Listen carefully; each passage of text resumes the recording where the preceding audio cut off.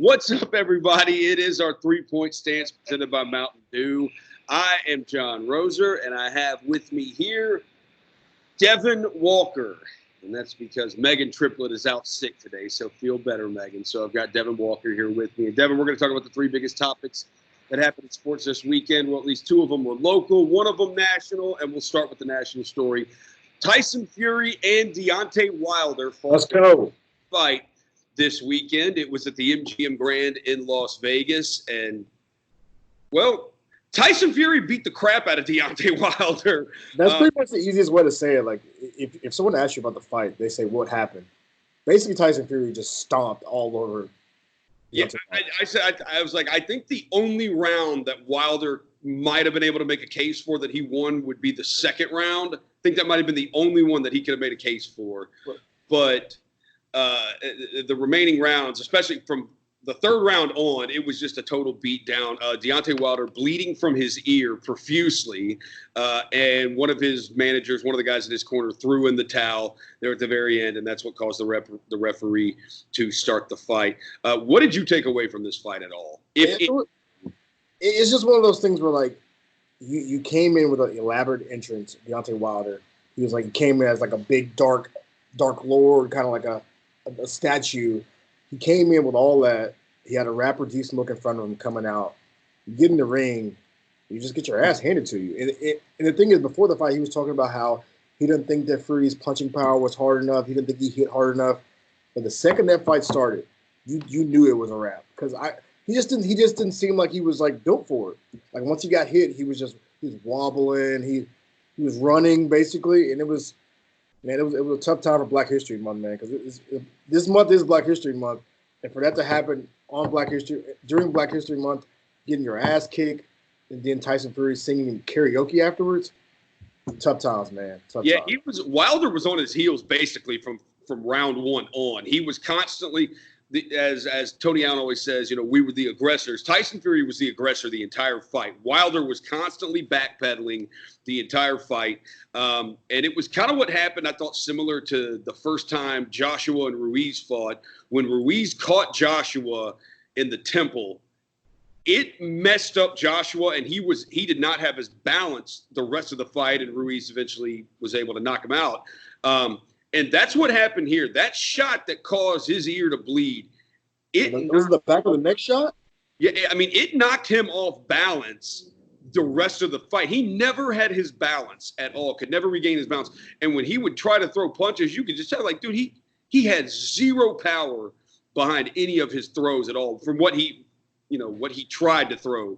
Even accuracy-wise, like, he was like 18% on accuracy the entire fight. So he was trying to throw, but he wasn't hitting anything. No, he couldn't hit anything, and they'll probably fight a third time.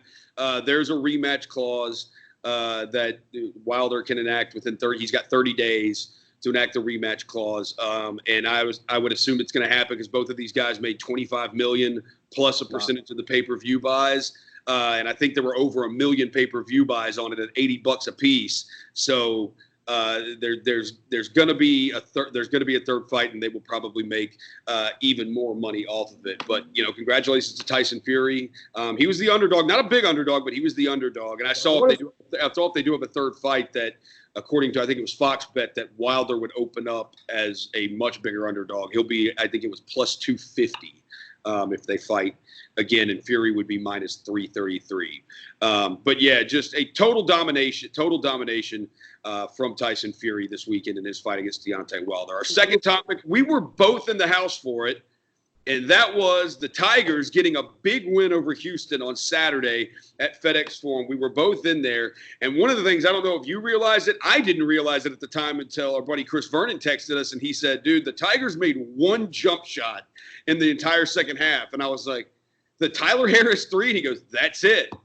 I was like, and I thought about it, and I was like, you know what? Everything else did either come from the free throw line or it came down low. Damian Ball had the lobs to Malcolm Dandridge that got dunks on.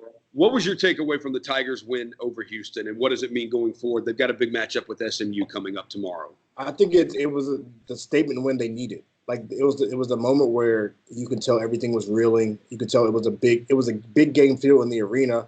Penny was yelling more than he ever had the entire season. The whole coaching staff seemed like they knew how important the game was, and the kids kind of played up to it. I mean, they started slow. I know you were there, Rosa. You were standing for a long time. I know you didn't did not stand score until there was 13:38 left in the first half. They did not score their first point. It took them a while to get started, but once they got going, you could tell, like I said, they had the energy. The crowd kind of lifted them up. I asked one of the guys after the game is, how important is that home crowd to you? And they said, like, when they're going through lulls like they did in the beginning of that game, the home crowd is the thing that keeps them going.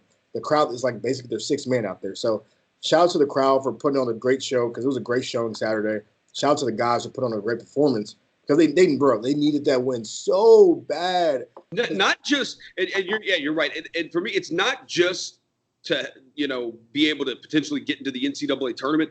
They needed that for their own psyche, because they've had so many of these games where they're in the game. It's back and forth, whether it was the SMU game where they had at FedExForum, where they had a double-digit lead, and then down the stretch, the guard play has been shaky, and they haven't known what they're going to, and they've ended up losing these games in the end. It's just good for the psyche to actually win one of those games, come out with the win going forward, to show like, hey, we can actually win a game if we get into a close game here lately. We actually know we can win one now. They weren't amazing. That's the thing. They weren't amazing shooting. I'm looking at the box score right now. No one was amazing. The starting lineup was 7 of 40-something from shooting, and they won the game. It was just pure grit, pure effort. Like the play that won the game was Alex Lomax knocking a ball out of a Houston player's hand. Like that sums it up for you right there. Oh, no, Alex Lomax, absolutely a gamer. That was a massive, massive defensive play. I mean, yeah, nobody could make shots for either team. I mean, it was 60-59. Obviously not a high-scoring game, but that is one thing for the Tigers. They have been, aside from a couple of spots here and there, they've been a really good defensive team for the most part all season. And it was just good to know that, hey, if you keep guarding, you're going to give yourself a chance to win. It was good to see them come out with one of those wins. And the last story of the weekend, and we're saving the worst for last. I knew Friday night when Jaren came down, I thought it was an ankle. I didn't think it was his knee. I thought it was his ankle, because his ankle turned on that when he came down in that game against the Lakers. And it has now been announced. I had a feeling with how careful they are that he wasn't going to be back in that game. Sure enough, he wasn't. But I thought it was just an ankle at first. I was like, well, maybe maybe it's just a light sprain, and he'll be fine. They got a couple days off before they play the Clippers again tonight, so maybe he'd be fine. But turns out it could be worse, but it could be better. And Jaren Jackson Jr. is out 2 weeks, at least 2 weeks, with a sprained knee. So here's what they have. The Grizzlies have the Clippers tonight, the Rockets on Wednesday on the road, a nationally televised game. The Kings Friday night at home, the Lakers Saturday night at home. So that's 3 playoff teams, Lakers, Rockets, and Clippers, 3 playoff teams. You also have Atlanta, the Nets, the Mavericks, and then the Hawks again.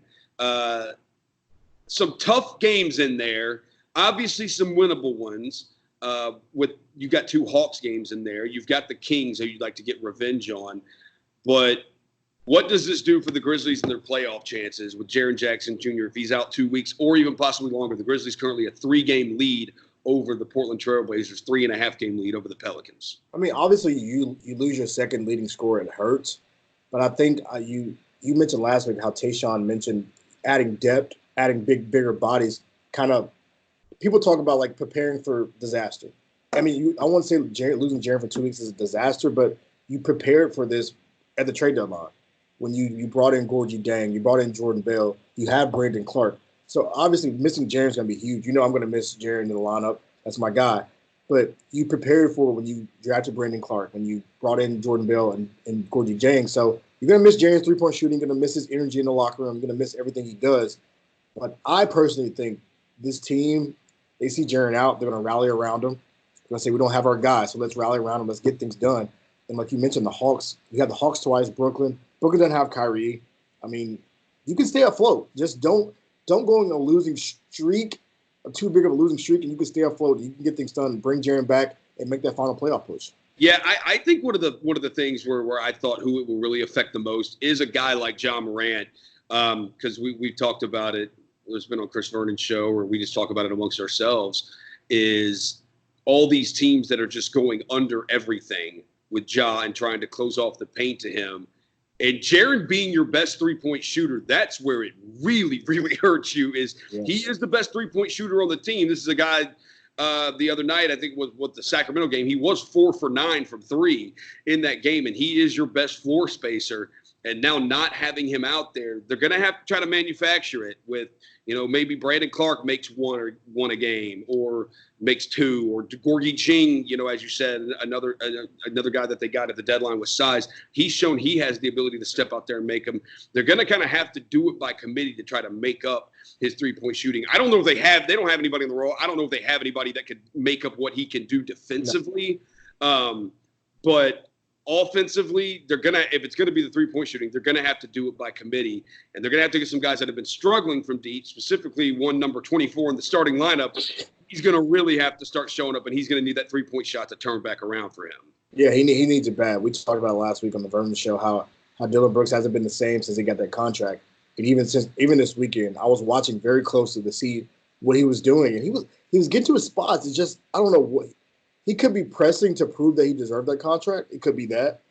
Or his shots aren't falling. But once those shots start to fall again, I think he'll be okay. That can happen. Once you have a couple bad games, you're like, why am I having bad games? I'm still shooting shots. And then you start pressing and pressing and pressing. It's going to take him calming down and relaxing a little bit. But he's definitely someone with Jaren out. They need him.